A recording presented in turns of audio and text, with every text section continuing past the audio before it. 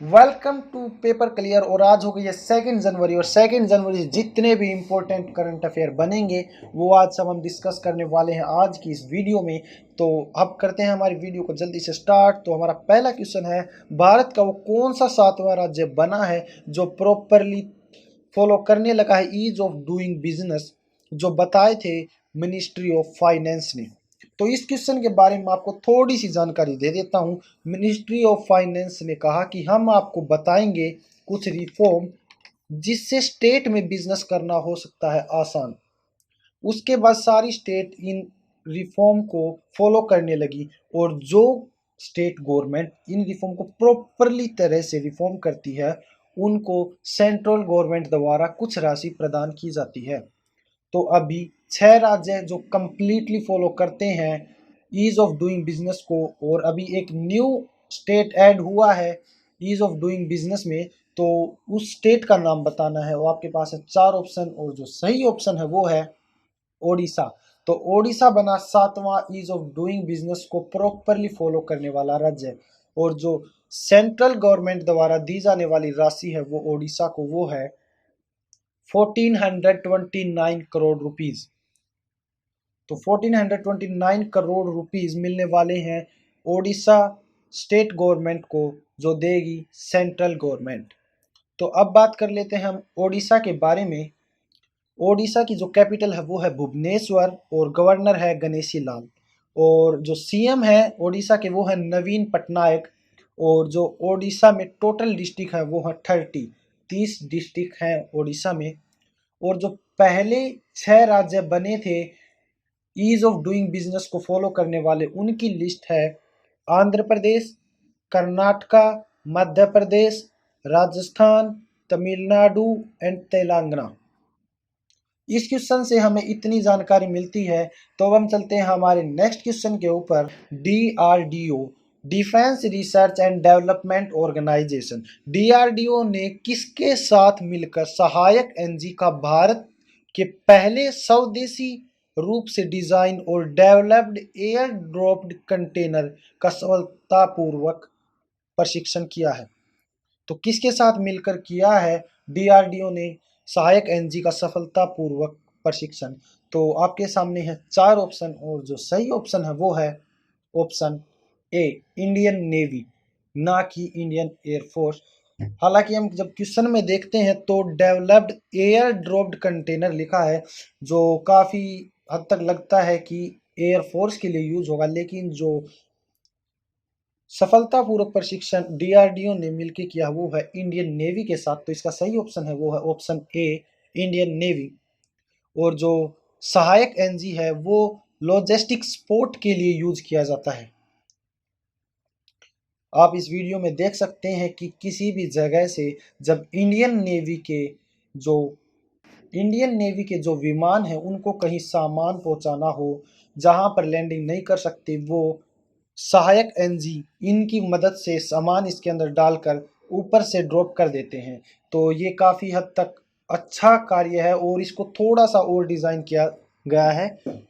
तो अब हम बात कर लेते हैं हमारे डीआरडीओ के बारे में। डीआरडीओ की मैं आपको फुल फॉर्म बता चुका हूँ, defence research and development organization. तो इसकी स्थापना हुई थी 1958 में, और इसका जो हेडक्वार्टर है वो है न्यू दिल्ली में।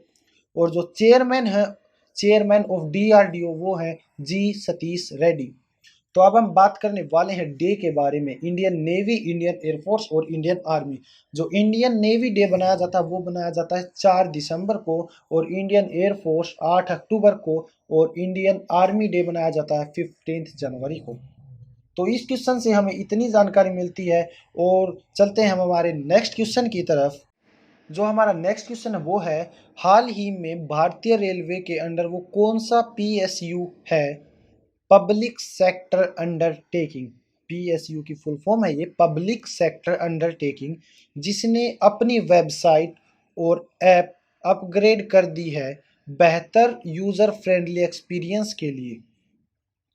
तो आपके सामने है 4 ऑप्शन, और जो सही ऑप्शन है वो है option A, IRCTC, Indian railway catering and tourism corporation. तो आईआरसीटीसी ने अपने वेबसाइट और ऐप अपग्रेड कर दिए हैं बेहतर यूज़र फ्रेंडली एक्सपीरियंस के लिए। और जो आईआरसीटीसी का हेडक्वार्टर है वो है न्यू दिल्ली में। तो अब हम चलते हैं हमारे नेक्स्ट क्वेश्चन पे। जो हमारा नेक्स्ट क्वेश्चन है वो है, हाल ही में किस भारतीय केंद्रीय मंत्री को global alliance for vaccine and immunization Gavi board में सीट दी गई है? और जो हमारा सही ऑप्शन है वो है option C, Harshvardhan. Health and family welfare minister doctor Harshvardhan को इनको सीट दी गई है गवी में। और जो गवी का हेडक्वार्टर है वो आपको मिलेगा जनेवा स्विट्जरलैंड में। इनका काम क्या है तो इसके बारे में हम थोड़ा सा बता देते हैं। इनका काम है जो गरीब देश हैं, अफ्रीका के गरीब देश, साउथ अमेरिका के, वहाँ पर वैक्सीन पहुँचाना। जैसे अब कोरोना चल रहा है कोविड-19, तो कोविड-19 की जितनी मदद हो वो ये गवी करती है। जितनी भी वैक्सीन है, जितनी भी बीमारी वहाँ पर फैलती हैं, उन सब की ये वैक्सीन वहीं पर पहुंचाता है गवी। और ये कोशिश करता है कि बच्चों को पूरी तरह सुरक्षित रखा जाए वैक्सीन द्वारा, क्योंकि आने वाले फ्यूचर जनरेशन को पूरी तरह सुरक्षित हो जाए। तो गवी काम करता है कि जो गरीब देश हैं उनके अंदर वैक्सीन पहुंचाना। तो इस क्वेश्चन से हमें इतनी जानकारी मिलती है। अब हम चलते हैं हमारे नेक्स्ट क्वेश्चन की तरफ। तो हमारा नेक्स्ट क्वेश्चन है, हाल ही में डीआरडीओ ने साइंटिस्ट ऑफ द ईयर पुरस्कार से किसे सम्मानित किया है? तो आपके सामने है चार ऑप्शन और जो सही ऑप्शन है वो है ऑप्शन बी, हेमंत कुमार पांडे। ये है scientist of the year. He has been awarded by DRDO, defence research and development organization. इसके बारे में हमने थोड़ी देर पहले बात की थी। तो अब बात कर लेते हैं कि हेमंत कुमार पांडे को ये अवार्ड क्यों मिला, किस कारणवश मिला। तो इनको मिला है for developing several herbal medicine. इन्होंने हर्बल मेडिसिन को डेवलप किया है। और इन्होंने एक ड्रग को डेवलप किया था जिसका नाम है लुकोसिन, जो ट्रीटमेंट में यूज होता है। ल्यूकोडेर्मा की जो ट्रीटमेंट होता है उसके अंदर ये ड्रग्स यूज होता है। और इन्होंने काफ़ी बायो रिसर्च और बायो एनर्जी में काम किया है, तो इनको ये अवार्ड मिला है, डीआरडीओ ने दिया है। तो अब हम चलते हैं हमारे नेक्स्ट क्वेश्चन की तरफ। और जो हमारा नेक्स्ट क्वेश्चन है वो है, हाल ही में कैबिनेट ने निम्नलिखित में से स्वदेशी विकसित मिसाइल को एक्सपोर्ट करने की मंजूरी दे दी है, वो कौन सी मिसाइल है? तो आपके सामने है चार ऑप्शन और जो सही ऑप्शन है वो है ऑप्शन बी, आकाश मिसाइल। अब क्या होने वाला है, इंडिया इनवाइट कर रहा है अन्य देशों को कि वो चाहे तो ये मिसाइल डिफेंस सिस्टम परचेज कर सकते हैं। और कई देश आज के समय जो इसे परचेज करना चाहते हैं, फॉर एग्जांपल ब्राज़ील, यूएई और वियतनाम। ऑलरेडी इंडियन आर्मी और इंडियन एयर फोर्स इसका यूज़ कर रही है। तो हम इसके कैटेगरी के बारे में बात कर लेते हैं। ये है medium range mobile surface to air missile. और ये हम कर रहे हैं क्योंकि हमको $5 बिलियन एक्सपोर्ट का जो टारगेट है वो कंप्लीट करना है। $5 बिलियन का एक्सपोर्ट टारगेट जो है वो इंडिया कंप्लीट कर लेगा इस मिसाइल को एक्सपोर्ट करने के बाद।